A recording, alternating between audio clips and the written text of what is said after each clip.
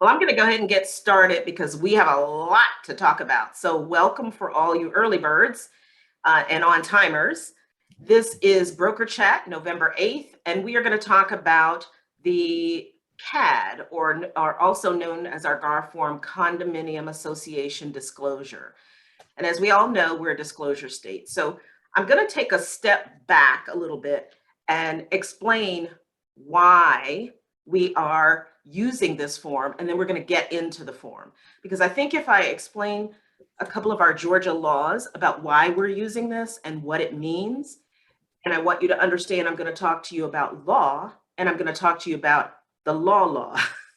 For those of you in Midtown, you know what I'm talking about. For those of you that are not in our office, then what that means is we have our real estate rules and laws, and then we have our state laws. So I'm going to kind of step back and explain why this form exists, and then we're going to go forward, if that's all right with you guys.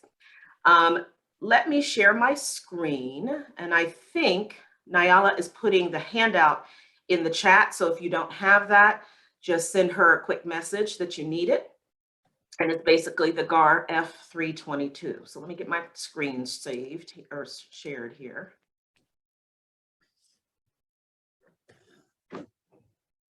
And somebody let me know that you can see that, please. I can see it. Beautiful. All right. So just a little saying here that even the slightest mistake could end up costing you money, stress, and a tarnished reputation.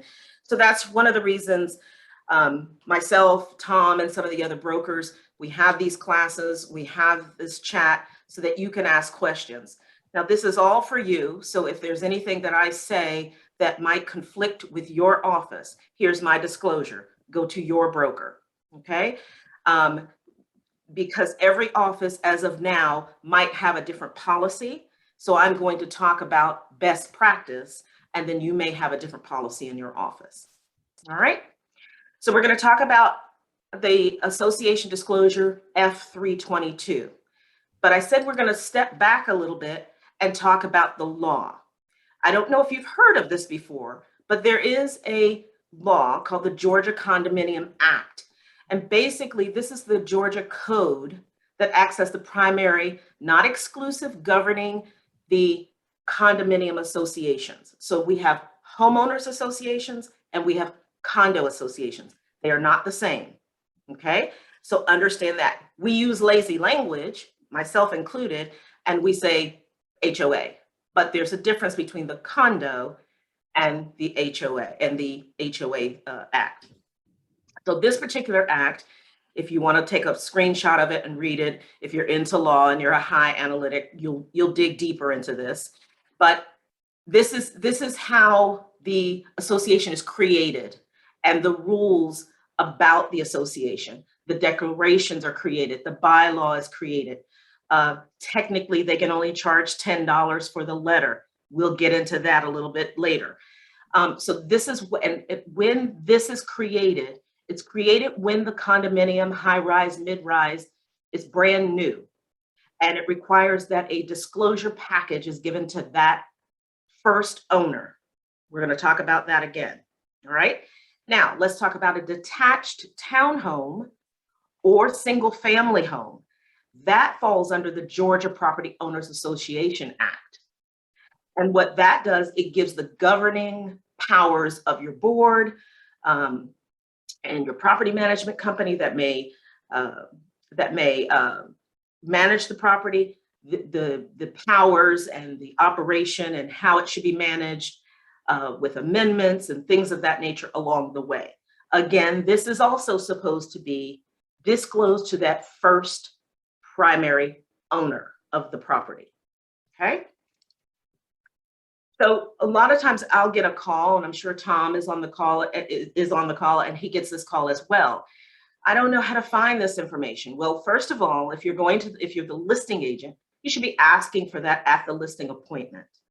And if you are like me, when I'm preparing to go to an appointment, and I might not be familiar with a community having an association, I will go to the Georgia Secretary of State. And the first thing I will do is go under business. When you type in Georgia Secretary of State, you'll click on that link and you'll come to a page prior to this page, and you'll type in, it doesn't have subdivision, but you'll be able to type in, I'm using Terminus as an example here. So I just typed in Terminus and this page popped up. It shows me the business name. It shows me the registered agent. It also shows me the board members and their address. If you have a skip trace, maybe you can look them up. I'm having a little difficulty on the listing now. I was able to find their association on this page. I was able to find the board members. And then I have a skip trace service that I use that I was able to plug them in, and I'll be able to call that president today to ask a few more questions. Now, for those of all of us on this call, we are realtors, we're member of a board. And a lot of times agents will say, I don't know why I'm paying all this money for a board. Well, let me tell you, part of your board and the legal side of it, they have been fighting, I can't even tell you how many years, about HOAs and soliciting to anyone that will listen that we need to get a handle on the HOAs and these condominium associations, because like I said earlier, it's $10 for the letter for the condo and $25 for the homeowners association. But if you've written any type of contract, you know it's a lot more than that. It could be $200, $500, whatever they decide to charge. It's the association that can only charge that amount, but the property manager, they are not regulated. They can charge $1,000 if they want to.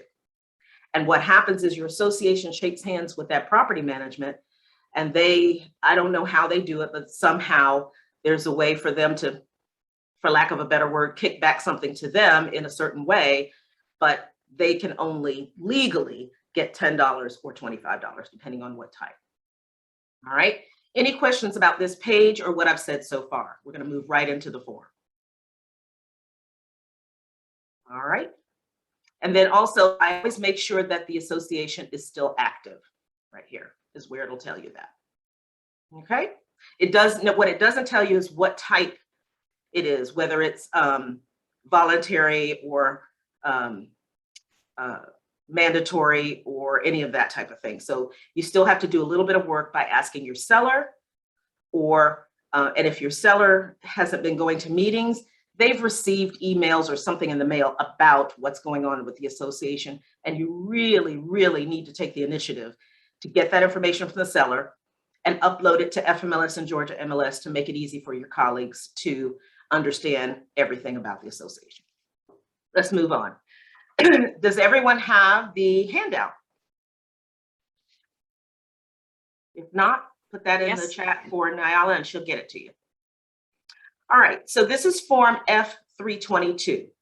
When you are writing an offer, in your office, you probably have a policy, or you won't get paid because your compliance broker will say, this has an association, where is this form?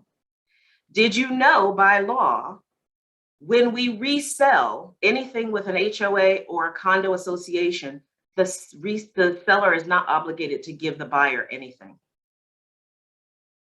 But the original seller, whether it's a developer or whatever, if it's a new construction, that is a requirement by law. However, to protect you, to protect your buyer, to protect the seller, to protect everyone, we as a brokerage require this form for compliance. All right, so I just want you to understand, some of you are seasoned, you may know this, you may be hearing an aha for the first time, but if you're new on this call, this is important to know. First of all, you want to make sure you're using the correct association form, because this is 2021. In about a month and a half, we'll have new forms 2022. Who knows what's going to be on that? I'll know that by the end of this month because I'll have the new 2022 contracts. And then you're going to put in your offer date, the address of the property. Okay. Then the seller agrees to fill this out. It doesn't say broker agrees to fill out, agent agrees to fill out, the neighbor agrees to fill out, the seller agrees to fill out this disclosure accurately and completely. And if they cannot fill it out completely, it's really the burden of the seller. And of course, you can help by, finding out if there's any information you can find out based on some of the things I've already shown you, and help them fill this out. But you should not touch this form, much like the seller's property disclosure. When the seller is filling this out, it's helping them acknowledge to the buyer everything that they know about the association. Now, let me share something with you. This is November. If you live in a community, and I do, that has an HOA or a condominium association, this is the time of year that meetings happen between November, December, January, maybe even into February. So even though if you're taking a new listing, you want to start asking those questions now. 2 questions really, it has nothing to do with this class, but have you paid your property taxes? Because everybody is due. I live in Cobb, and so October 15th, ours were due and mine were paid, but other counties will be in November and December. So you want to ask that question. If you don't think they're telling you the truth about it, tax records are online. You can just go to the tax assessor's site, plug in their address, and it'll give you their tax bill, and you'll see how much they paid and if it's paid. All right. We don't live in a private world. Everything's on the internet now. Then you also want to ask, have you had your association meeting for 2022? And have there been any changes? What type of changes are you asking about? Assessments, increase in fees, maintenance work that's going to be done, any changes to the declarations? Have they done an amendment that you need to know about? So the seller, a lot of sellers don't go to these meetings, and they may say to you, I don't know. They need to know. They live there and they're the homeowner, and they're most likely going to be the only person that can get that information for you. Okay. But remember what I said earlier, they don't really have to give that to the buyer, but it's probably in your best interest to get that, because there are a lot of problems happening with community associations and HOAs with lawsuits because of non-disclosure. Okay. Now, it also says that you will revise this form. I've highlighted that, and you should highlight it as well. You will revise this form. So I've got one now where I went to check on the property, and the president saw me and was asking questions and said, well, you know, blah, blah, blah. And I said, and I called my seller, because that means I've just been informed that they had a meeting, voted on something, and now they're going to, they're getting quotes to do the exterior work. I don't have a number value. I don't know if the association fee is going to go up, but it has now been disclosed to me, which means I need to tell the seller, hey, you didn't tell me that you guys had a meeting and this is going to happen. We need to disclose this new information to the buyer. Why? For those of you that are new to real estate, it could affect your buyer's loan. It could affect what they qualify for, because maybe they're at the top of their price range, and then adding additional $50 or $100 to that monthly association could cause a problem with them getting finance. So make sure you ask these questions. All right, any questions on that so far? When we go to number 2, we talk about the types of associations. You have mandatory membership, remember, condominium association. And then you have information that tells the buyer how much they will pay annually, even though on FMLS or Georgia MLS, you may be able to break it down monthly with the pull down menu, monthly or annually. It just depends on how you want to put that on the MLS system. But on this form, you'll calculate 300 times 12 and put that in for the annual assessment. And then you can say it's paid in monthly installments or annual installments or quarterly installments. That's how you fill out the very first thing. Then you have the homeowners association. So that's going to be a detached townhome. That's going to be a fee simple townhome. That's going to be a single family home. Same information. Then there's not a lot of these, but they do exist. Voluntary membership homeowners association. So when you see something like this, the seller might, the script might go something like this. We have a pool and a clubhouse, but it's voluntary. We only pay $25 a month for common areas, but if you want to be a member of the golf or the swim or the clubhouse or whatever, that's voluntary. So you want to get that information as well. The master membership and master association, that has to do with what you see in our town and Midtown, in town, where you have live here, work here, play here type scenarios. So you have communities that units that are above, and below there may be shopping and things that the association has some benefit to. Let's call it a clubhouse or a workout place or office space, something like that. Sometimes a building will require that person to be a part of the master association as well as the membership association. So you want to ask that question, especially when you're dealing with high rise, the newer ones. I don't see it too much with the older. So if I'm wrong on that, somebody can jump in. But normally I see this on the newer buildings that are going up, but you don't see it as often. And then of course, another new one to the game is the age restriction, the 55 and over type buildings. And maybe there's master association space on the bottom and then units on top, and you may have to be a member of both. And those usually will have 2 different initiation fees. Okay, any thoughts to that or questions about the types of associations and how to fill that part out? Deborah, I do have a question about Go the right break. ahead. Shante? So the break, yep. So the breakdown between like monthly and annually. So I know, like you were saying before, you need to confirm if there is or if there isn't an HOA when discussing with your client based on if they're getting lending.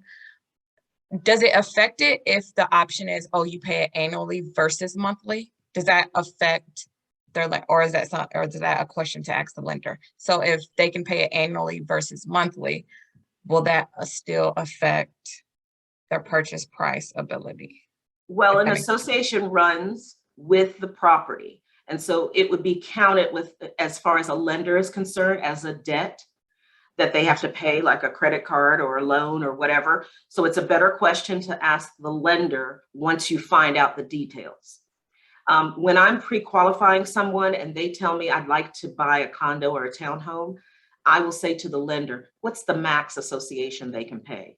You're telling me they can afford 400, but what's the max association they can pay? And then if that's a really good lender, they will be able to calculate that based on that buyer's debt to income ratio. And they'll say, you know what, Deborah, don't go over $350 a month. Yeah, that's what when I asked the lender, he just gave a full monthly amount. He was like, don't go over this amount for everything inclusive in the monthly. Right. And so if you see something that says annual and you divide it by 12 and you go, oh, we're under that amount, then you know you're still good. So however it's communicated to you doesn't matter. It's the max that the lender tells you. Got you. Okay, that makes sense. And I still ask for forgiveness. You know, I might call the lender and say, well, it's maybe $50 over. Can we work it out? And of course, depending on your negotiating skills, you might be able to get the seller to pay a couple of months of that association. That could help. There are a lot of different strategies to get around that. And that's not part of this class, but I just threw that that's a bonus. Okay. So good question. Good question. Any other questions before we move on? All right, let's do it. So then there are other association fees. So again, this is information you need to get from the seller, because I don't know about you, I don't know every association in every community in Atlanta. Once you do this long enough, yeah, you know, oh, yep, I know that community has an association. And also don't always assume that they still have the association. I did one in Mableton one time where I knew it had an association, but then when I went to relist something later on in there, they had dissolved it. So that's why you have to ask good questions at your listing appointment. So you ask, are there any other billed items? You probably won't see this as much with a single family home or detached townhome or fee simple type townhome, but you probably will see this more in a high rise, mid rise type association. Are there any other mandatory billed association fees? And you'll fill that out here, where a fee 4 is currently blank per year and is paid in what type of installment. You do have some associations, condominium and townhome, that some of the, especially the older Midtown, Buckhead type places where they're very high. They may be $400 or $500 a month. However, it might include the electric or the water or gas or cable or something like that. So you want to ask those type of questions. And then of course, other would be for whatever. Now I have- did show, go ahead, Stephanie. Yeah, so if there is an assessment, would you disclose the assessment fees under other association fees? No, we're going to get to that. Okay, There's a section for assessments. Good okay, question.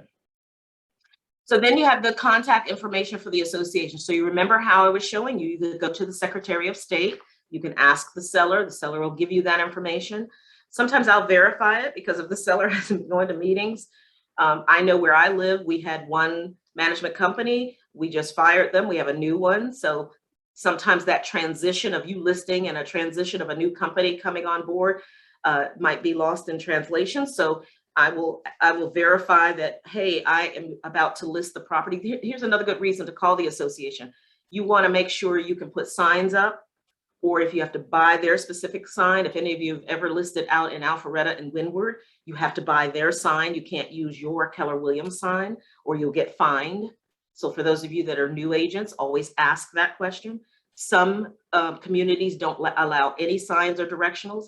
Some will allow you to put it in the window. So just ask those type of questions. There are some communities where you cannot put a lockbox on the door. You have to leave it with a concierge, or you have to put it in a certain area. There's a bar with 500 lockboxes on it. My suggestion to you, make yours stand out to make it easy for the agents. I usually put a red ribbon on it or put my business card on it to make it easy for the agent to find it and to put the proper keys back so you don't end up with someone else's keys in your lockbox.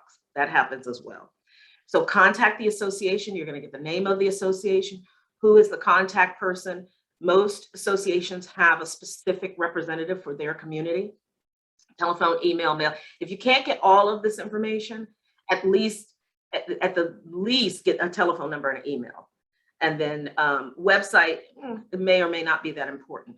I love an association that has a website built for us, where you go to the association, go to the association website, and it will say realtors click here or realtor information. You click on that and I can download bylaws and so on and so forth. I love those. Very few of them, but I love those. Windward is like that, but they're not all like that. So you do want to ask the question and say, do you have a special place for me to go and get the information I need? If they don't have it, that means they charge for it. So you're going to have to ask your seller, I need you to go on and pay whatever the fee is and get those documents if you don't know where they are. Sometimes your seller will say to you, because remember what I said, by law, only the first owner needs the disclosure package. The seller might say, well, when I bought it, I didn't get any of that. It's a bad practice to not have it, and of course they charge for it. So just ask those questions. Another thing that I will ask when I get the contact information is fobs, keys, things that special keys for the swimming pool, the clubhouse. Do you have a fee for that in case the seller has lost theirs or misplaced them? Maybe your seller rented the property and the tenant didn't give it back. All those things you want to have a checklist to make sure when you're filling this out. Moving on. The assessments pay for the following services. So when you are told there's an annual or a monthly fee, what does it cover? This is what the seller will fill out. The first part is for the property. And I just did some examples here. The property might cover water, hazard insurance, pest control, termite. If there's any other, you would type that in and put it there. And then of course, what are the common elements that the association covers? The common areas, maintenance, pool, tennis. These are kind of some of the common. The rest of these are kind of not always common with every association, but some of the ones that I did check are some of your common things that you will. So here's where I think Stephanie was asking about special assessments. So I'm going to read this out loud. I don't like to read to you guys, but I think sometimes it might be the first time you've ever read it or the first time you've ever heard it. So let's do it together. To the best of the seller's knowledge, and that's while the seller has owned the home, not what happened before the seller owned, but while the seller has owned the home. There is or is not a special assessment that is owing, has been approved, or, this is the important one, under consideration. So if the seller says to you, they're talking about it, but I don't think it's been voted on, That's under consideration. Things could happen during your 90-day or 6-month listing that they now have approved it. So it's approved or under consideration. For all purposes herein, the term under consideration shall mean that a notice of a meeting at which a special assessment will be voted upon has been sent. That's important because someone could just talk about, I heard. But unless they were officially, per their association documents, they were notified, because they have to notify all members and units by written, much like us with real estate, we have to give written notice, not I heard or verbal or whatever. If the seller has been given some type of written notice, whether it's mailed to them, emailed to them, in the newsletter, whatever, and it goes out to all of the parties, that is considered notice. Okay. And they're being notified that there will be a special assessment. It has been voted on as a special assessment, and sometimes even how much that assessment will be. Okay. If a special assessment has been voted upon and rejected by the members of the association, it shall not be deemed to be under consideration by the association. Seller warrants that the seller has accurately and fully disclosed all special assessments passed or under consideration. Now, here's why this is important that we use this form, because when someone closes on a property and then they find out that the seller was notified, but they didn't disclose it to them, that's where the lawsuits and the problems happen. Okay, because the buyer has to prove that the seller was notified, which they should be able to do very easily, because the association will say, we sent this letter out, November 8th, and the seller received it and should have told you when you bought it later on. So that would be the smoking gun, not verbal, not hearsay. Okay. If a special assessment is owing to or under consideration by the association or any master association, it is, and you only need to select one or all that apply, it's already passed by the association with an estimate amount. So the example I gave you about the listing I have, it's been voted on. I saw the email or the newsletter that was sent, but there was no dollar amount. Okay, so you may have to put in special steps. They are still, right now, they're still getting quotes from contractors. So that might take until January, February, but you may be closing the end of November. We've disclosed it, we just don't know what the number is. So let's say you go to closing and the attorney contacts the association for the payoff and making sure there's no liens or any problems with that seller's account. You can give the seller, give the attorney a heads up and say, hey, make sure you ask them about any assessments, because I was told there might be one, but as of today, the seller hasn't been notified of anything. And if the attorney receives a letter back saying it's, $300 a month and the initiation is $1,500, and the association didn't give him anything else, him or her anything else, then there's nothing we can do beyond that, other than we've disclosed it so that the buyer can make a decision whether they want to move forward with this or not. Or if it's already passed by the association, then you should have that dollar amount. All right. Does that answer your question, Stephanie? Yes, thank you so much. You're very welcome. All right. And then the liability for undisclosed special assessments. This is Deborah, I have a question. Yeah, go right ahead, DJ. On section F, because I've been in this situation myself, those blanks are a little bit squishy. What's your best guidance for specifying an already passed assessment? Is it the total amount? Is it the monthly amount? Is it both? Is it what's remaining on the balance if it's already been paid partially? I'm not sure what the best way to represent that is here. Good question. That's what our saving grace of special step is. So you could put on this line, see special step, and then break it down if you need to. Don't feel like you're restricted to, I've got to put a dollar amount, but guess what? The seller already paid 1,500 of it and the balance is blah, blah, blah. You can break that down in special steps if you need to. Okay, and is that also where you might specify that the HOA requires the seller to pay this off in full before transferring ownership and things like that? That's in the section we're going over now. Got it. Thank you. You're welcome. Good questions, you guys. So the liability for undisclosed special assessments. With respect to special assessments under consideration or approved before, underline that, before binding agreement date that are either not disclosed or are not disclosed accurately by the seller to buyer, then guess who gets to pay that? The seller shall be liable. And they use the word liable instead of responsible, because if the seller doesn't disclose and then there's a lawsuit, right here, the seller is signing this form saying, okay, I'll be liable if something goes wrong. And they shall reimburse the buyer for that portion. If they refuse to do that, guys, that's a lawsuit. They're going to call you. You're going to call your broker. You're going to go, what do I do? It's not about I at this point. We have now come to a legal situation where you gave the form. You did everything as a good realtor. You've given them this form. They are supposed to read it. You're supposed to explain it. And if they still sign it, knowing full well that they didn't disclose it or they didn't hold themselves liable, then the buyer has to sue that seller for that reimbursement. But it says right here they need to do that. Okay. So number two, who pays for the disclosed special assessment? Here's your question, DJ. With respect to special assessments under consideration or approved and accurately disclosed above, if an unpaid special assessment is due but may be paid in installments, it shall be deemed due in installments for purposes of determining whether it is to be paid by buyer or seller. If the special assessment is adopted due in whole or being paid by installment payments due prior to, underline that, or on closing shall be paid by the seller.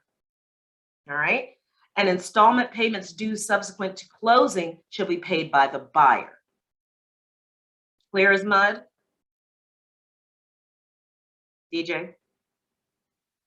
Yes, the only thing was, and I guess you'd put this in the special steps, if the HOA requires that the seller cannot transfer that to the buyer, then there has to be something in there saying the seller has to pay off the assessment in full at closing. And always know that our pre-written can be changed, but with a special stip. And when you write that special stip, make sure you answer the following questions: when, where, who, how, what happens if. Okay. All right. Special assessments arising after binding agreement date. So I have that scenario I shared with you. With respect to special assessments that are only under consideration after the binding date and are properly disclosed by seller to buyer. So we've disclosed it to the buyer. We've done that. We just don't know any dollar amounts. So if the special assessment is adopted and due in whole or part, we don't know that yet. Prior to or on closing, that portion due prior to or on closing shall be paid by the seller. I have already prepared my sellers for that. They have already agreed that if something shows up on the day of closing and it's been adopted and they finally got the quotes back and now they know how much, they will go ahead and pay that on behalf of the seller. The buyer. If the special assessment is adopted and due in whole or part subsequent to closing, that portion due subsequent to closing shall be paid by the buyer. Okay, so we already know after binding, but we just don't know what. If we close and then that is sent to the new homeowner, then the buyer is going to pay that. Unless, like DJ said, a special stip is written saying, well, wait a minute, I'm the buyer, I don't want to pay that. I'm going to write in special steps that you pay that. Or as DJ gave the example, the association won't allow the seller to transfer it. And I understand that reasoning as well. The association wants to make sure they get paid and they don't know this new buyer. They know this old seller and you need to pay it before you leave. All right, let's go into litigation. So sometimes I'll use an example, like maybe someone got hurt at the pool and they're suing the association. Always know when you live in an association, you're suing yourself, basically, because you're part of the association. And so therefore, you want to ask the question of the seller and maybe even calling the HOA direct, which good luck if they do answer you.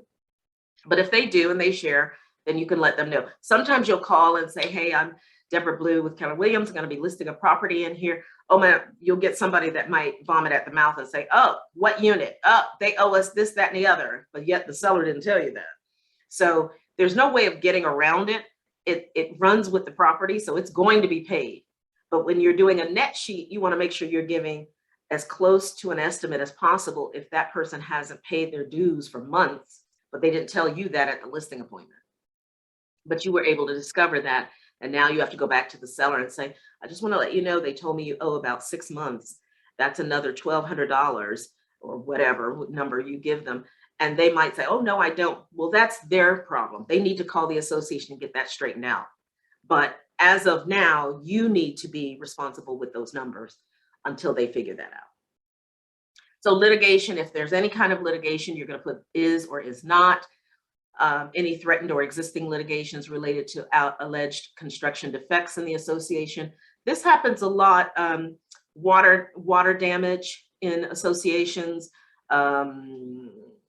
What's another good example? Maybe old plumbing, or there's a building, I can't think of it, but I bet you Tom knows it if I say it. They've got some structural issues that have been going on for a while. It's not too far from our office.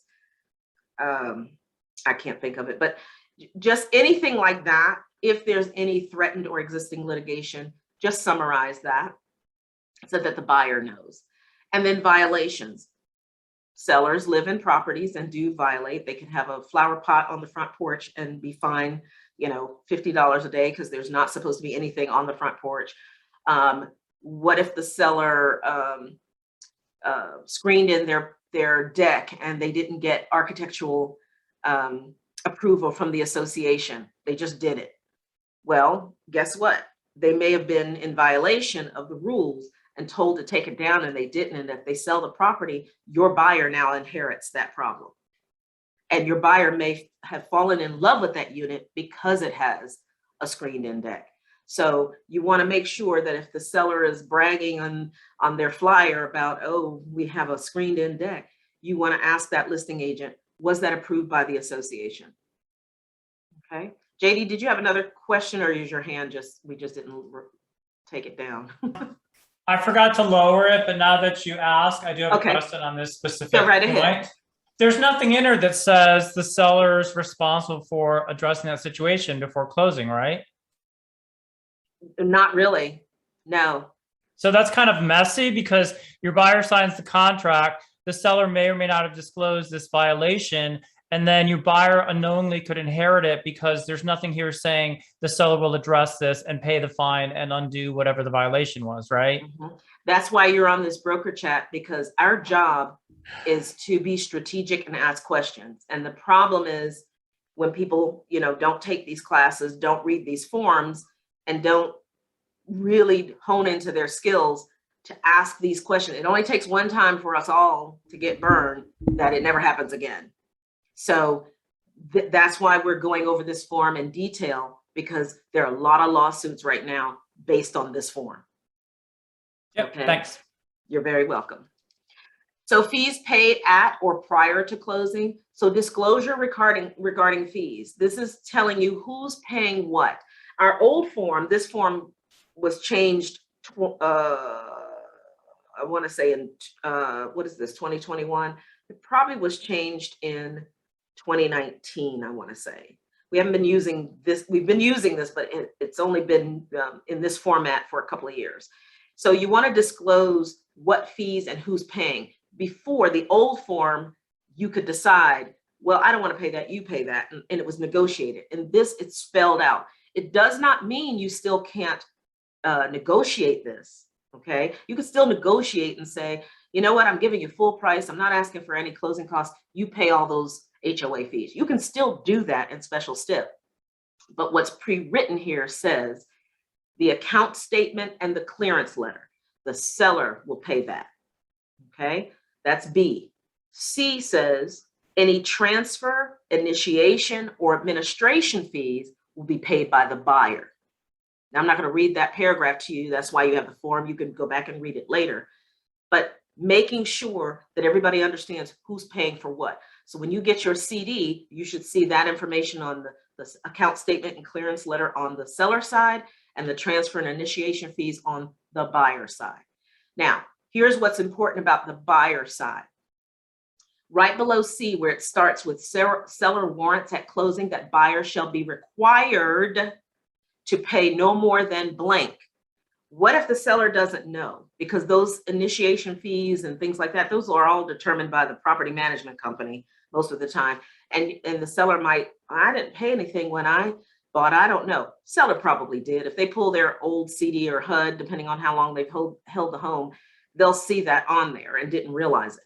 But if, let's just say the seller didn't pay anything, but now there have been amendments and changes to the community or to the association documents that the buyer is going to pay an initiation fee, because that's just fluff money for them.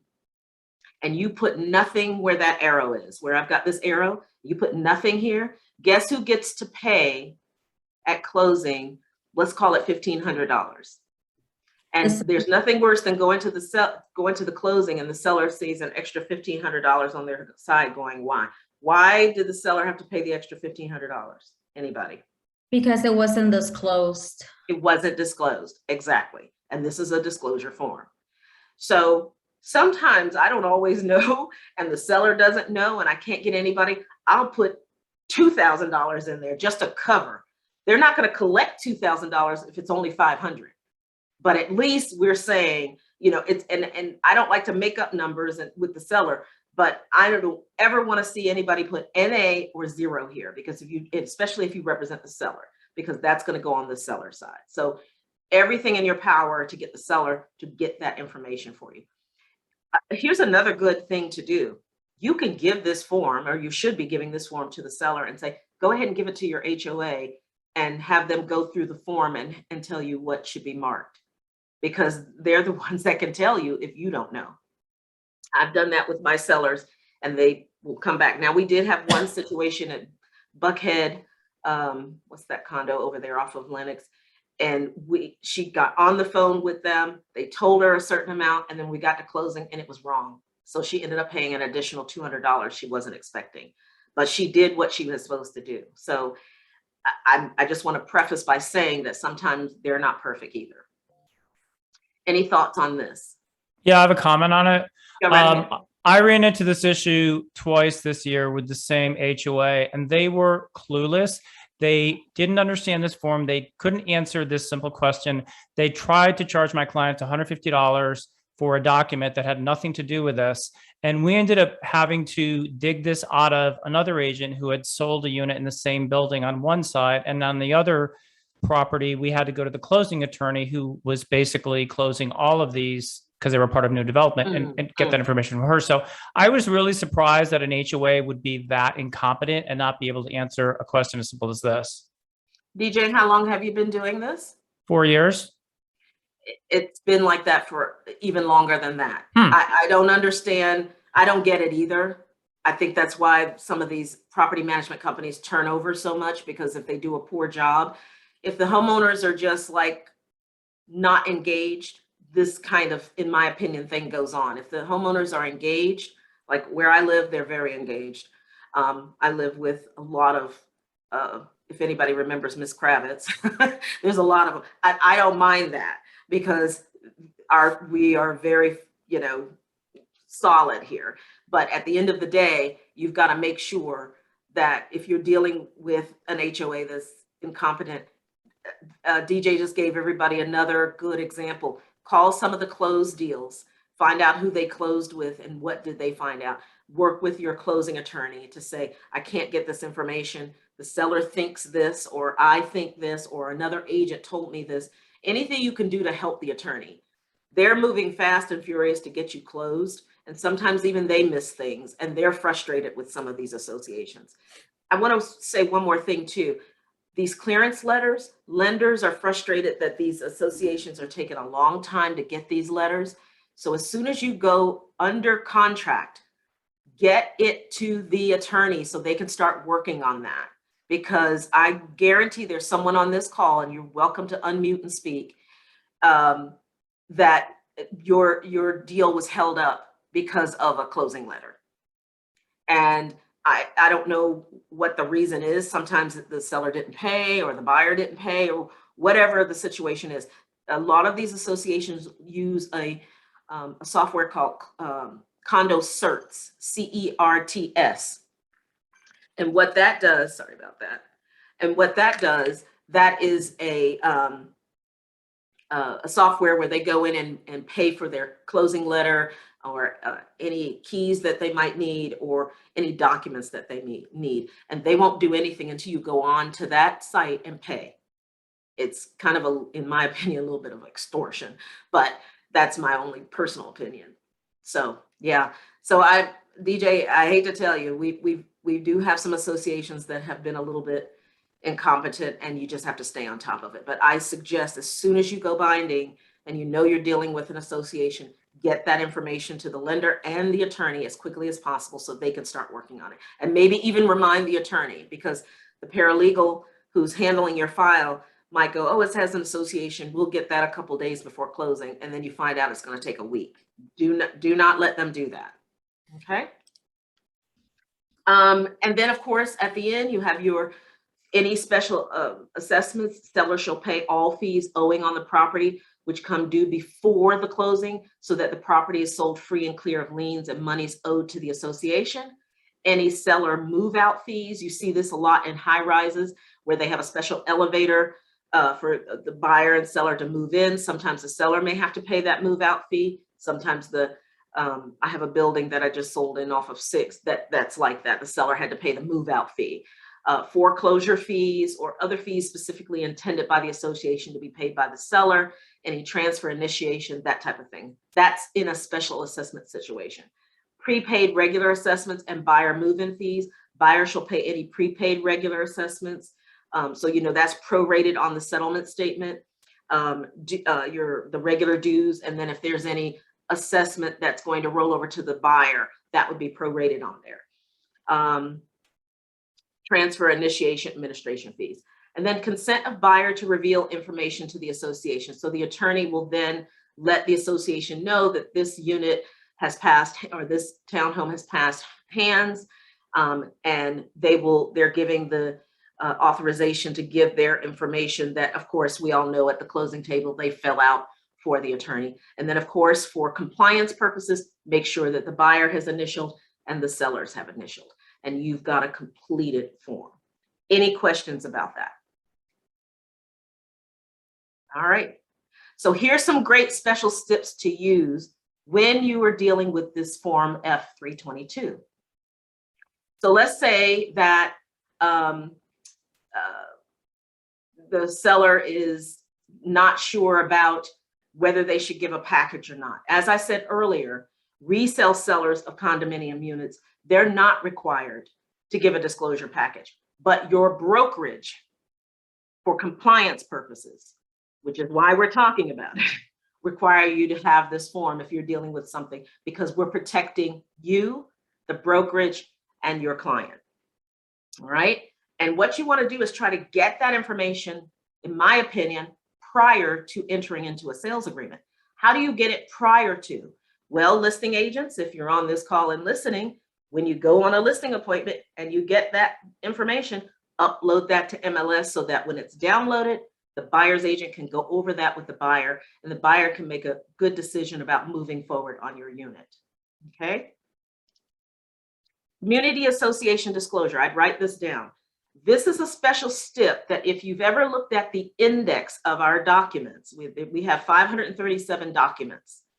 You will never use all 537 in your career, but we have that, and growing probably. You want to write within blank days. This is a great special step to use when you haven't received this information prior to writing your offer.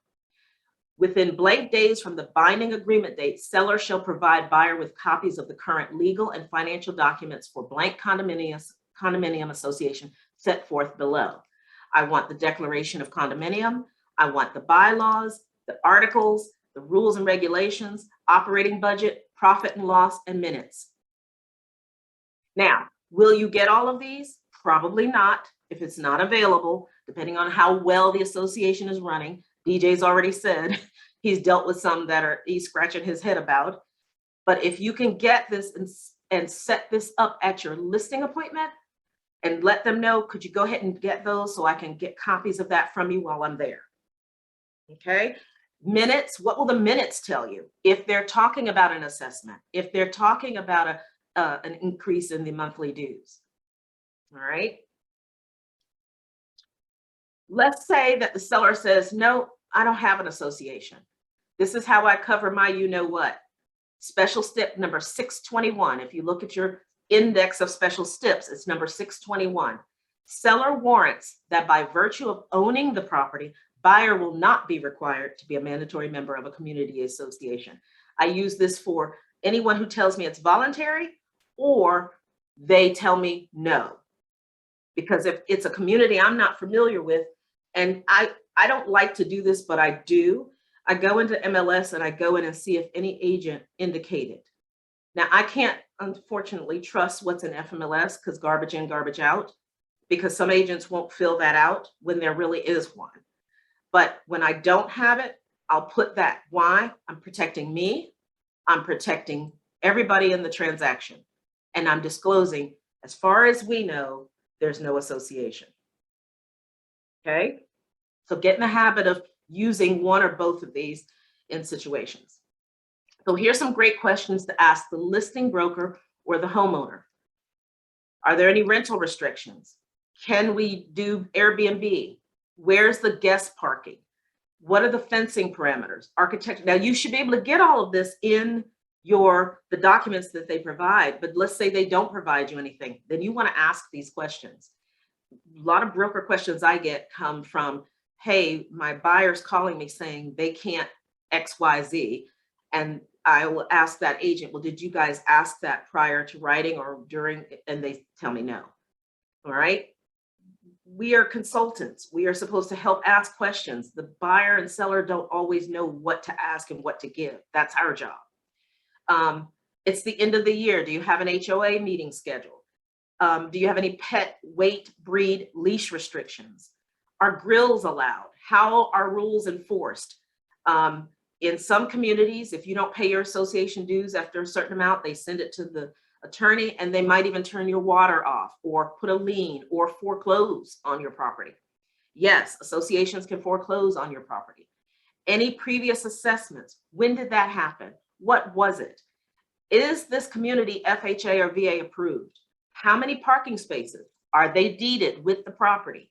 Can the buyer store their boat, RV, taxi, semi truck, in the driveway? Most likely no. Any current litigations? These are questions that are on the form, but all these questions aren't on the form. So depending on what your buyer, say your buyer says, I'm going to run a business out of this place. You might want to check and make sure that's okay. Are for sale signs or garage sales allowed? Where I live, garage sales are not allowed. We have one once a year where it's a community thing, and that's it. You cannot do your own. You can't put up signs, that kind of thing. Buyers can enforce against the seller, but not the community association. So if you want to sue, you can, and the seller didn't disclose, you can go after the seller, not the association, because they're not a party to the sale. So what are your thoughts about this? Questions?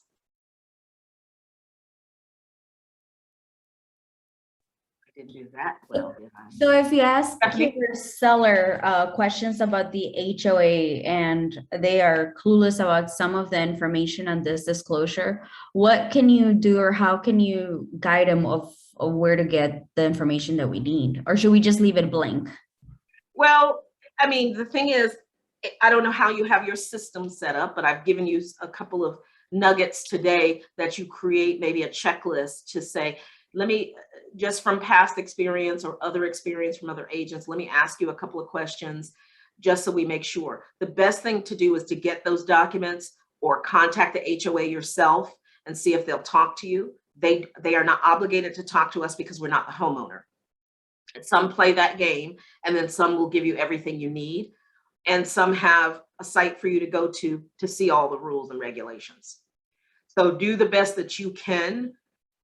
Keep good notes so that if anybody, Greg says, hey, there's a lawsuit, you were the agent, I want to ask you some questions, you can tell them everything you did to get the information that you need.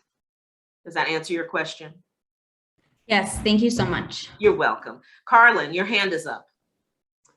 Yes, Deborah, as a buyer's agent, I sometimes, like you said, we need this information for the lender.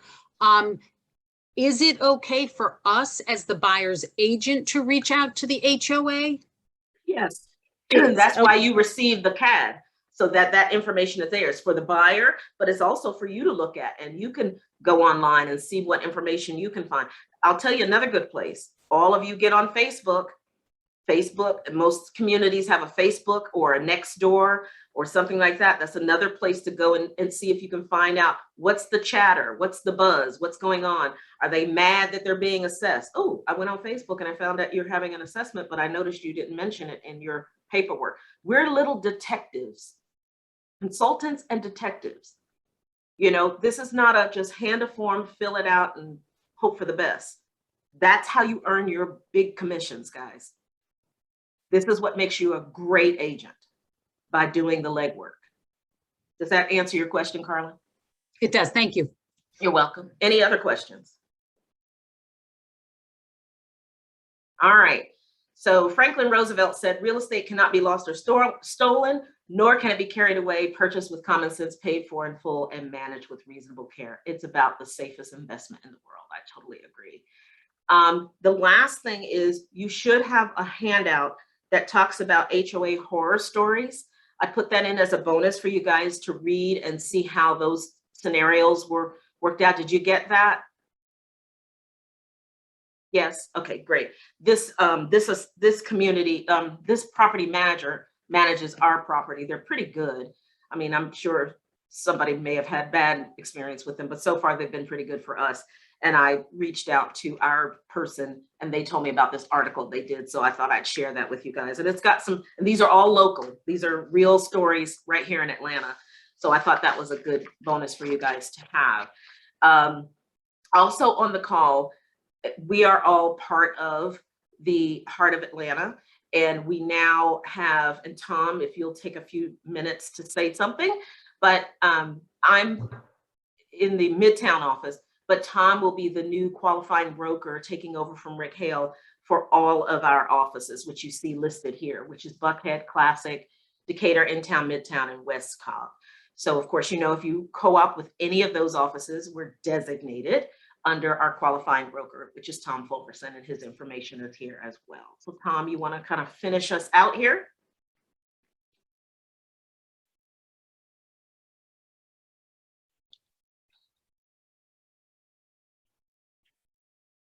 Deborah, thank you. You did a fabulous job. That was a really great presentation. We all appreciate it. Thank you. All right, Barbara, I see your hand. I was wondering where Barbara always has good information and nuggets. Oh, thank you, Deborah. I appreciate that. But you know what? I didn't have any input today. You did, like Tom said, you did an absolute fabulous job, dear. I just wanted to know, because I was a few minutes late tapping in, and I wanted to know if I could get a copy of the Homeowner Association horror stories. Oh, it should be in the chat, is it not?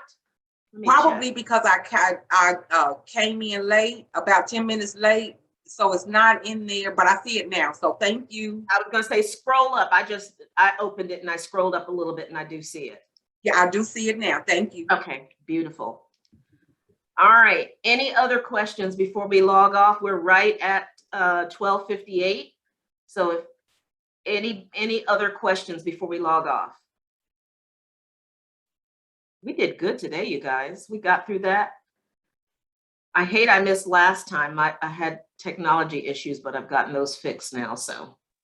Hello, I do apologize. Did you say it was in the chat? This is Yolanda Martin. I apologize. Did you say the HOA doc was in the chat? Yes, the horror stories and the document that we just went over should be in the chat. If it's not, email Nyala and she'll send it to you. Yeah, she just Perfect. put it back in the Thank you. chat. She sure did. Okay. All right, any other questions?